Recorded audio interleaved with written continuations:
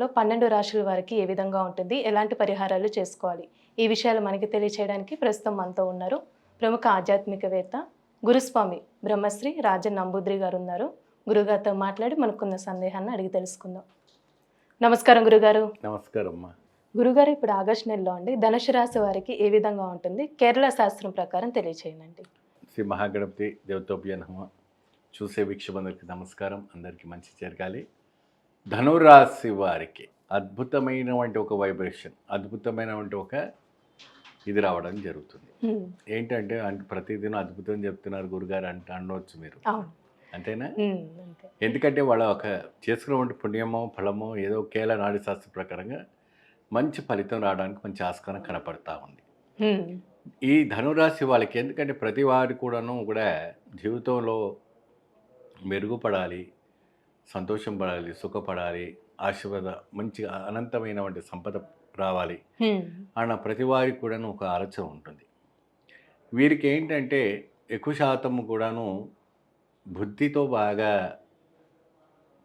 చేస్తుంటారు. అంటే దేహంతో కాకుండా మైండ్ బాగా పనిచేస్తుంటుంది.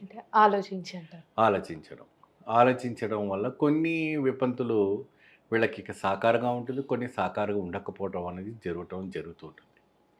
సో దీనివల్ల ఏంటంటే కొన్ని డిసప్పాయింట్స్ కావటము, కొద్దిగా మిస్అండర్స్టాండింగ్ కావటము, అనేక రకమైనటువంటి ఒక స్టెబిలిటీ ఉండలేకపోవటం అనేది జరుగుతుంది.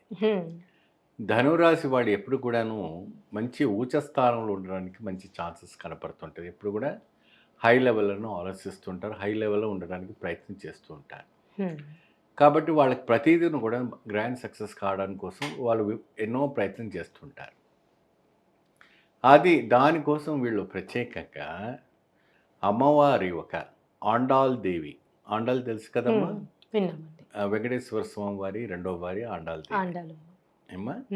ఆండాల్ దేవికి ప్రత్యేకంగా శుక్రవారం రోజున కానీ శనివారం రోజు కానీ అమ్మవారికి బియ్యపుతో తయారు చేసినటువంటి దీపం, బియ్యపిండితోనే తయారు చేసినటువంటి దీపముతో ఆ ఒక చక్కగా నామాలు పెట్టి అమ్మవారికి ఆండాలు ఒక తిరువిళ ఉత్సవాలు అంటే ఆండాలు మంత్రాలు ఉంటాయి, ఆండాలు తిరువిళాలు అన్నీ ఉంటాయి.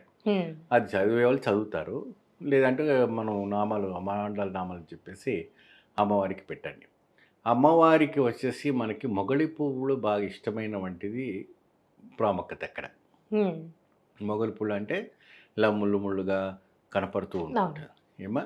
ఆ మొగలి పువ్వుని అమ్మవారికి పెట్టి చక్కగా మీరు ఆవు నెయ్యితోని దీపాలు పెట్టండి. ఆవు నెయ్యిదా ரொம்ப ప్రాముఖ్యత ఇక్కడ మనకి కనపడటం అనేది జరుగుతుంది.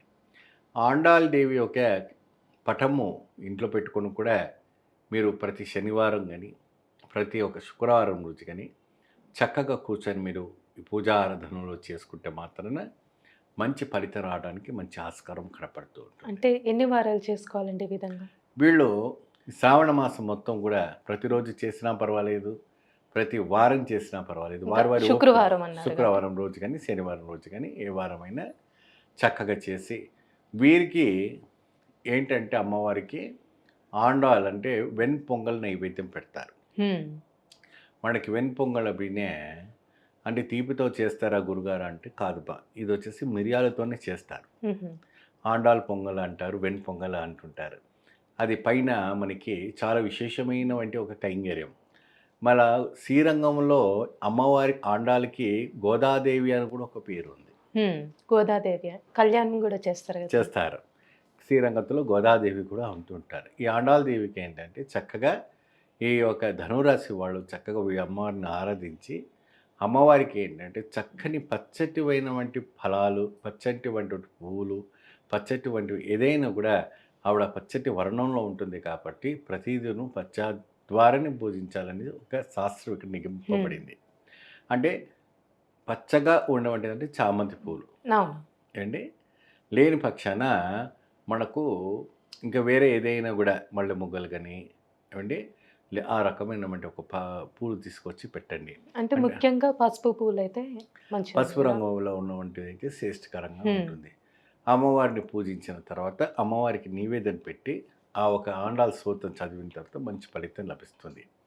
వీళ్ళకి ప్రత్యేకంగా దీపారాధన అనేటప్పటికి ఆవు నెయ్యితో పెట్టాలి.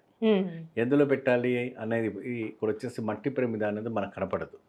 అంటే ఇక్కడ ఏ విధంగా ఉపయోగిస్తారు? ఇదేంటంటే ఒక ప్లేట్లో బియ్యం వేసి ఆ బియ్యంలో కొబ్బరికాయ కొట్టాలి. కొబ్బరికాయ కొట్టి నీళ్లు తీసిన తర్వాత దాంట్లో ఆవు నెయ్యి పెట్టేసి అమ్మవారి ఒక మంత్రం జపిస్తూ లం శబ్దంతో ఓం లం నమః అంటూ శబ్దంతో ఆ నెయ్యిని పోసి చక్కగా అమ్మవారికి నివేదన పెట్టి ఒక ఆ ప్రసాదాన్ని కూడా నివేదన పెట్టి అమ్మవారిని పూజిస్తే చక్కని వీళ్ళ జీవితంలో మంచి మార్పు రావడానికి, మంచి వైభవం రావడానికి, మంచి ఎదుగుదల రావడానికి, అన్ని విషయాల్లో కళ్యాణము, ఉద్యోగము, సంపద, ఏ రంగాల్లో అనుకున్న పని అన్నీ కూడా సక్సెస్ఫుల్ కావడానికి ఆ అమ్మవారి ఒక అనుగ్రహ కటాక్షం సంపూర్ణంగా లభిస్తుంది. అలానే ఏమైనా మంత్రం అంటూ ఉందండి? ఇది వచ్చేసి లం మంత్రం వచ్చేసి ఓం లం నమః. ఈ మంత్రాన్ని జపిస్తే సంపూర్ణమైనటువంటి ఒక యోగదాయకం కనపడుతుంది. మంచి పరిహారం తెలియజేశారు గురుగారు. ధన్యవాదాలండి. నమస్తే.